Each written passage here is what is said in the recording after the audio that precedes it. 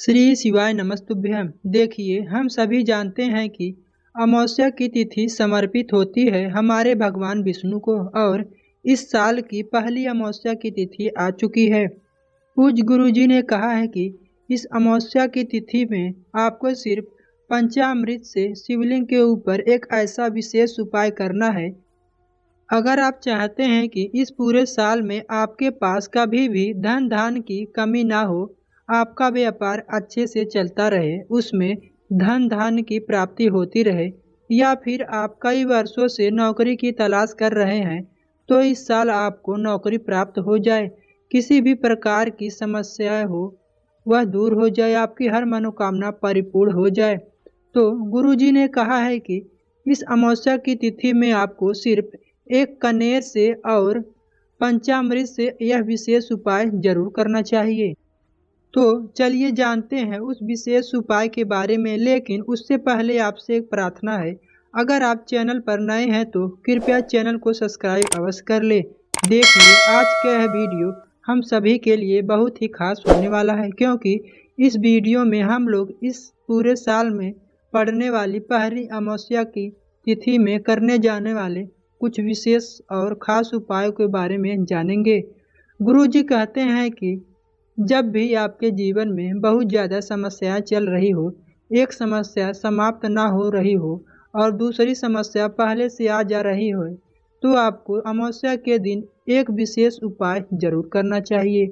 पूज्य गुरु जी ने अपने 3 बहुत ही खास उपायों के बारे में बताया है, जो कि आपको अमावस्या की तिथि में जरूर करना चाहिए।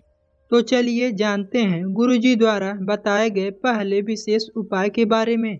इस उपाय को करने के लिए आपको एक लोटा जल ले लेना है। तांबे के पात्र में आप अपने किचन से जल ले लीजिए।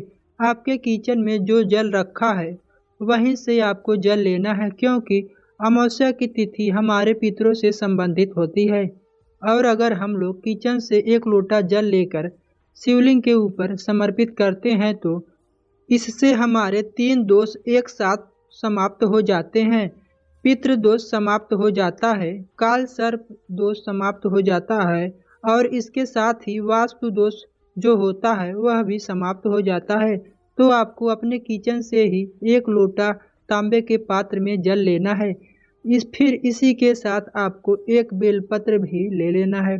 बेलपत्र कहीं से कटी फटी नहीं होनी चाहिए, और एक बेलपत्र आपको ले लेना है। बेलपत्र की डंडी के आखिर में जो डूट होता है, यानी जो डंठल होता है, वह भी नहीं होनी चाहिए। अगर आपके पास बेलपत्र नहीं है तो आप शिवलिंग के ऊपर चढ़ी हुई बेलपत्र को उठाकर जल से शुद्ध करके फिर उसका इस्तेमाल कर सकते हैं। इसके बाद सबसे आखिर में आपको ले लेना है पंचामृत या फिर थोड़ा सा दूध। अगर आपके पास पंचामृत बनाने की व्यवस्था है तो आप पंचामृत तैयार कर ले, और अगर आप पंचामृत नहीं बना सकते तो आप गाय का कच्चा दूध ले लीजिए और उसमें थोड़ी सी मिश्री मिला लीजिए, या फिर थोड़ा सा शुद्ध चीनी मिला लीजिए। इन दोनों में से कुछ भी आप मिला लीजिए। अब ये सारी सामग्री लेकर आपको शिवालय पहुंच जाना है। देखिए, इस उपाय को अगर आप शाम के समय करेंगे, यानी सूर्यास्त के बाद करेंगे, तो यह आपके लिए सर्वश्रेष्ठ रहेगा, क्योंकि अमावस्या की तिथि में रात्रि का विशेष महत्व होता है। लेकिन बहुत से ऐसे शिवालय हैं जिनमें शाम के समय यानी रात के समय जल समर्पित नहीं करने दिया जाता है, तो ऐसे लोग दिन में ही इस उपाय को कर सकते हैं। शिवालय पहुंचने के बाद सबसे पहले आप एक जो बेलपत्र लेकर आए हैं उस बेलपत्र को अपनी हथेली में रख लीजिए और महादेव से प्रार्थना करिए कि मेरे जीवन में इस प्रकार की समस्याएं चल रही है, कई समस्याएं जीवन में एक साथ आ गई है, धन की प्राप्ति नहीं हो पा रहा है और घर में तमाम तरह की समस्याएं चल रही है। किसी को बीमारी हो जाता है तो उसमें पैसे खर्च हो जाते हैं, किसी को कुछ हो जाता है, किसी न किसी विशेष काम में या फिजूल खर्चे में बहुत ज़्यादा खर्च हो जाता है। तो आपको अपने धन को प्राप्त करने के लिए, व्यापार के लिए, नौकरी के लिए, जिस भी प्रकार की समस्याएं चल रही है, कामना को परिपूर्ण करना है, उस कामना को बोलते हुए महादेव से प्रार्थना कर लीजिए और फिर यह एक बेलपत्र आपको माता अशोक सुंदरी वाले स्थान में उल्टा समर्पित कर देना है। देखिए, वैसे हम लोग जब भी बेलपत्र समर्पित करते हैं तो बेलपत्र की डंडी जो होती है वह जलाधार की तरफ यानी बाहर की तरफ रहती है, लेकिन इस बार बेलपत्र की डंडी शिवलिंग की तरफ रखेंगे।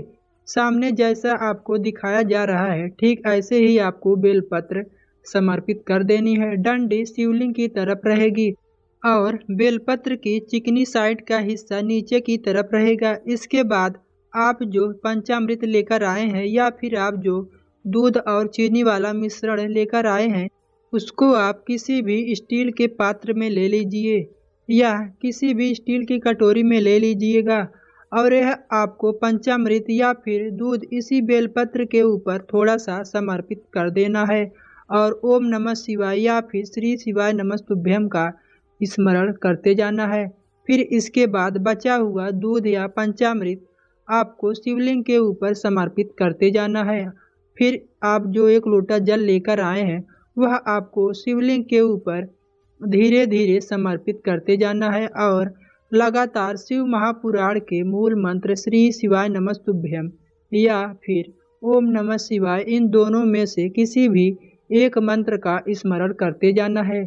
फिर वहीं शिवलिंग के सामने बैठकर आपको महादेव से प्रार्थना करते हुए अपनी जो भी मनोकामना है जो भी समस्या है वह आपको महादेव से कह देना है। फिर उसके बाद आपको वापस अपने घर आ जाना है। पूज्य गुरुजी ने कहा है कि जो भी व्यक्ति अमावस्या की तिथि में अपने पितरों के निमित्त या फिर अपनी परेशानियों के लिए अपने जीवन में चल रही समस्याओं को समाप्त करने के लिए इस विशेष उपाय को कर लेता है तो यकीन मानिए उसके जीवन से जुड़े हुए पितृ दोष समाप्त होंगे ही होंगे।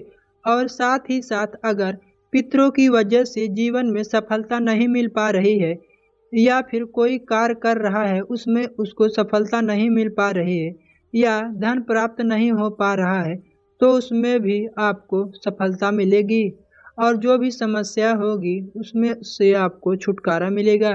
तो दोस्तों, इस विशेष उपाय को आप अमावस्या की तिथि में जरूर करिएगा। देखिए, यह उपाय आप अमावस्या की तिथि में ही करिएगा। देखिए, अमावस्या की तिथि 10 जनवरी को रात्रि में 8:10 पर प्रारंभ होगा और 11 जनवरी को शाम को 5:20 पर समाप्त हो रहा है। तो आप इसी समय के बीच में इस उपाय को करिएगा।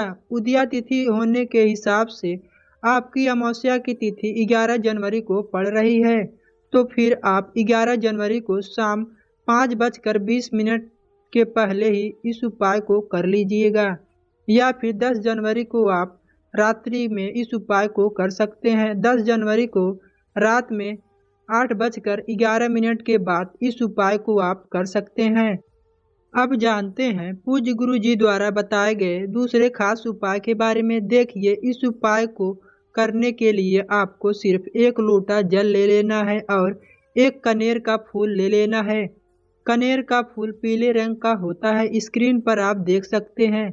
यह आपको ले लेना है और एक तांबे के लोटे में आपको अपने किचन से एक लोटा जल ले लेना है। अब यह दोनों सामग्री लेकर आपको शिवालय पहुंच जाना है। देखिए, इस उपाय को भी अगर आप रात्रि के समय करेंगे तो आपके लिए विशेष होगा।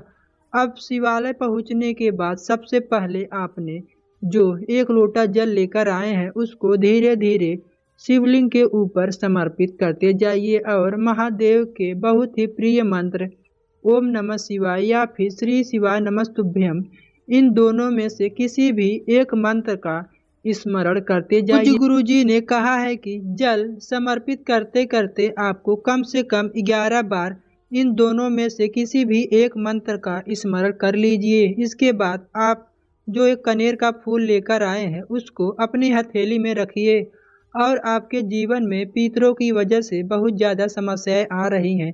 देखिए, अगर आपके पितर आपसे प्रसन्न नहीं है यानी उनको शांति नहीं मिली है तो आप अपने जीवन में कभी भी सफलता को नहीं प्राप्त कर पाएंगे।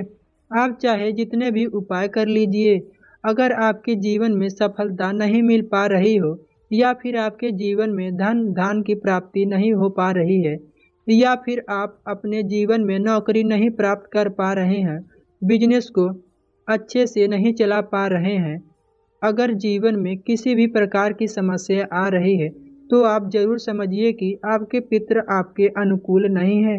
तो आपको इस अमावस्या की तिथि में यह कनेर का फूल अपने हाथ में रखे रखे महादेव से अपनी प्रार्थना कर लेनी है और फिर इसी कनेर को आपको शिवलिंग के ऊपर समर्पित कर देना है। फिर 1 या 2 मिनट वहीं शिवलिंग के पास बैठकर मंत्रों का उच्चारण करते हुए वापस अपने घर आ जाइएगा। पूज्य गुरुजी ने कहा है कि इस साल की पहली अमावस्या की तिथि में कनेर के फूल के द्वारा किया गया यह विशेष उपाय आपके पितरों को प्रसन्न करेगा और पितृ की वजह से अगर आपके जीवन में असफलताएं जो चल रही हैं, किसी भी कार्य में आप सफल नहीं हो पा रहे हैं, तो बहुत ही जल्द आप उन सभी कार्यों में सफल होने लगेंगे। तो दोस्तों, यह थी पूज्य गुरुजी द्वारा बताए गए अमावस्या की तिथि में किए जाने वाले कुछ विशेष उपाय। जानकारी उपयोगी लगी हो तो वीडियो को लाइक करके शेयर अवश्य करिएगा। मिलते हैं एक नई वीडियो में। श्री शिवाय नमस्तुभ्यम। हर हर महादेव।